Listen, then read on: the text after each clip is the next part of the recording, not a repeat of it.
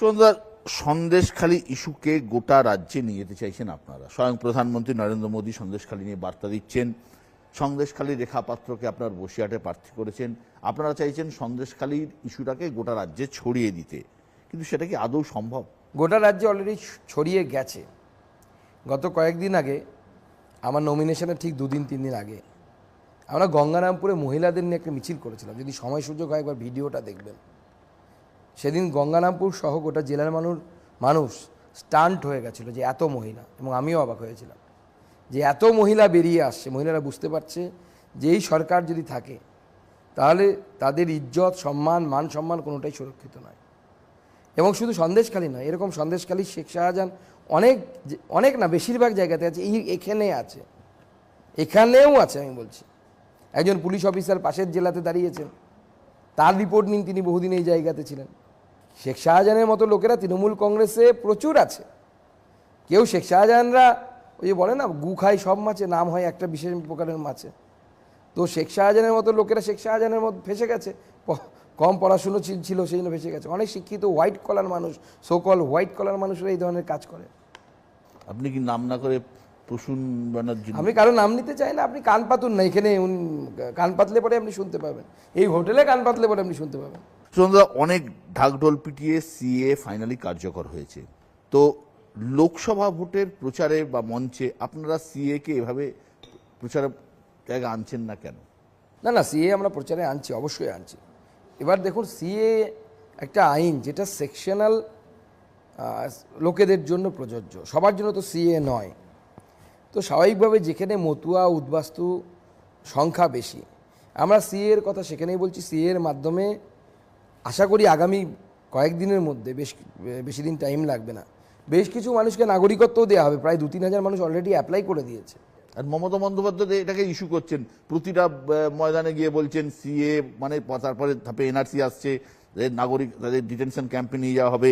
এটাকে high voltage পলিটিক্সের জায়গায় নিয়ে মমতা বন্দ্যোপাধ্যায় ডাহা মিথ্যে কথা বলছেন, যেরকম বলেন, এবং উনি খুব ভালো মিথ্যে কথা বলতে পারেন, এটা নিয়ে কোনো ডাউট নেই। এবং মিথ্যে কথা বলে অনেক মানুষকে কনভিন্স করতে পারেন। দেখুন, সাধারণ মানুষ অত পড়াশুনো জানেন না, বা আমি বলবো নলেজেবল না।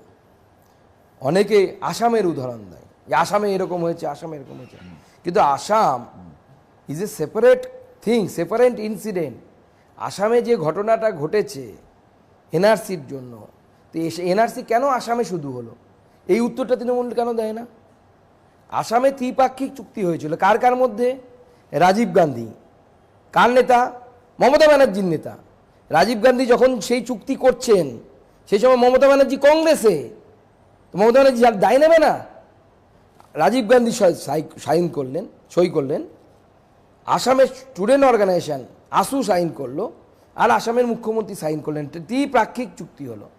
কি চুক্তি হলো? যে আসামে এনআরসি হবে।